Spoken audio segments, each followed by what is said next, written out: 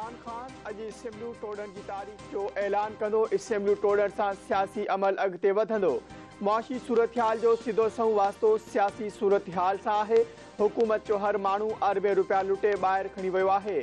नाणे जे ॿिनि वज़ीरनि विच में तमाशो लॻियल आहे। पीटीआई अॻवान फवाद चौधरी जूं लाहौर में मीडिया सां ॻाल्हियूं। बुशरा बीबी जी लीक थियल ऑडियो ते रद्दमल ॾींदे चयाईं त मुख़्तलिफ़ ऑडियो जा टुकड़ा ॻंढिया विया आहिनि।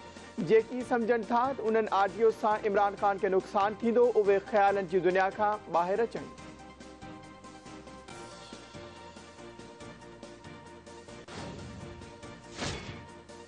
इमरान खान जी ज़ाल बुशरा बीबी ऐं निगरान बनी गाला इनाम जा खान जी मुबैना ऑडियो मंज़र आम ते अची वई। ऑडियो में बुशरा बीबी खे तोशाखाना जे शयुनि जूं तस्वीरूं कढण ते इनाम खान खे छंड पटींदे ॿुधी सघिजे थो। घर अंदरि ईंदड़ शयुनि जूं तस्वीरूं केरु कढंदो आहे? तूं केरु थींदो आहीं तस्वीरूं कढण वारो? अॼु खां पोइ तूं घर जे अंदरि न ईंदे। बुशरा बीबी जी इनाम खे छंड।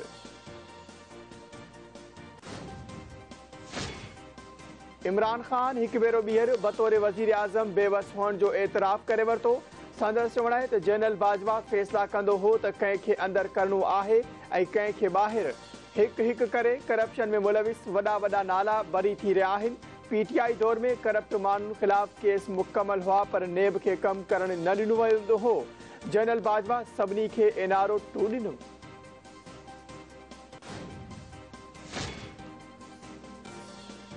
इमरान खान पारां तोशाखाना जी घड़ियुनि बैदि क़ीमती ज़ेवर ऐं हीरनि जा हार विकिणण जो इंकशाफ। जाली रसीदुनि वसीले 4 खां 5 अरब रुपयनि जी करप्शन कई वई।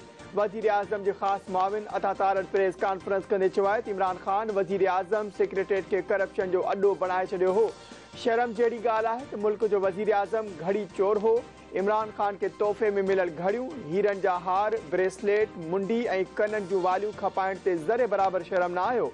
तोशाखाना जे 3 ज्वेलरी सेटनि जी क़ीमत 4 अरब 96 करोड़ रुपया हुई, जेकी रुगो 1 करोड़ 95 लख रुपयनि में ख़रीद कया विया। तोशाखाना जा तोहफ़ा ख़रीद करण बैदि विकिरो न पर पाण वटि रखिया वेंदा आहिनि। काबीना रूल्स मूजिबि 30,000 खां वधीक क़ीमत जा तोहफ़ा विकिणी नथा सघिजनि। फरागोगी प्राइवेट जहाज़ में दुबई वञी हीरनि जो जवाहिरनि जो कारोबार कंदी हुई। इमरान खान खे तोशाखाना में धाड़े ऐं मुल्की वकार खे छियो रसाइण जो हिसाब ॾियणो पवंदो।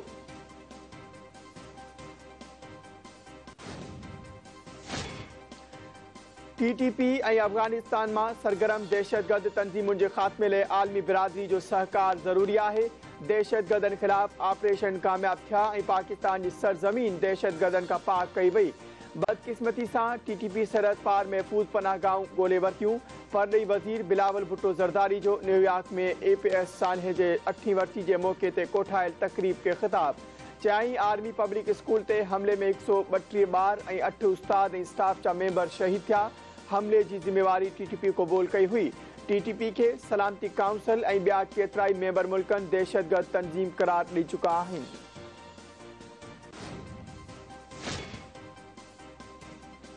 बिलावल भुट्टो ज़रदारी जो भारत जे परॾेही वज़ीर जयशंकर खे मुंहुं तोड़ जवाब। परॾेही वज़ीर बिलावल भुट्टो ज़रदारी चयो आहे त उसामा बिन लादेन त मरी वियो पर गुजरात जो कासाई मोदी अञा जीअरो आहे, जेको भारत जो वज़ीर आज़म बणिजी वियो आहे।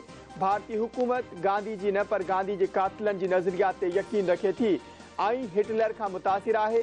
जोहर टाउन लाहौर धमाके में भारत जे मुलविस हुजण जा तरदीद न थियण जोगा सबूत आहिनि। परॾेही वज़ीर जी रूस खां तेल ख़रीद करण जी बि तरदीद।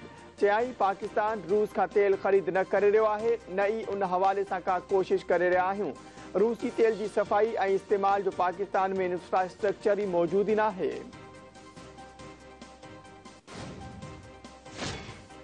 पेट्रोलियम वारे मुमलिकती वज़ीर मुस्तदिक मलिक प्रेस कॉन्फ्रेंस कंदे चयो आहे त बिलावल भुट्टो ज़रदारी सही चयो त पाकिस्तान अञा ताईं रूस खां तेल ख़रीद न कयो आहे।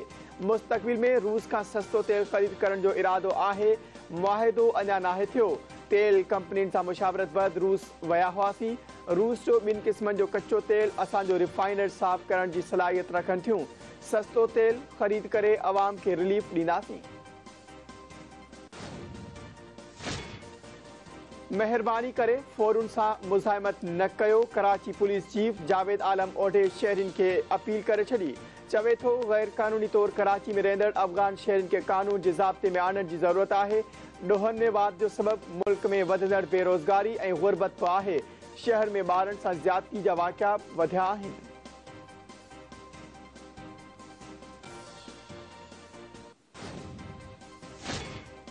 कराची जे मुख़्तलिफ़ इलाइक़नि में गैस जो बहरान वधी वियो। सुई सदरनि पारां जारी कयल शेड्यूल ते बि अमल न थी सघियो।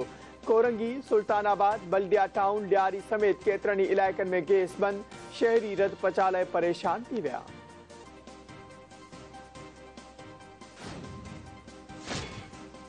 वॻण भरिसां तेज़ रफ़्तार वेगन जे टक्कर में मोटरसाइकिल सवार माउ पुट फोत। हादसो ॻोठ विका मोरी वटि इंडस हाईवे ते पेश आयो।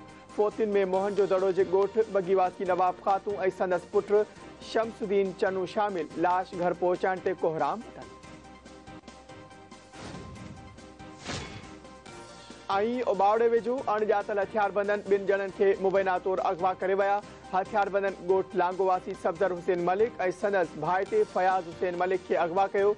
मुख़बिन जे वारसनि जो चवणु आहे त सफदर हुसैन ऐं फयाज़ हुसैन ॾहरकी मां शादी खां वापसि अची रहिया हुआ त रस्ते मां अगवा थी विया।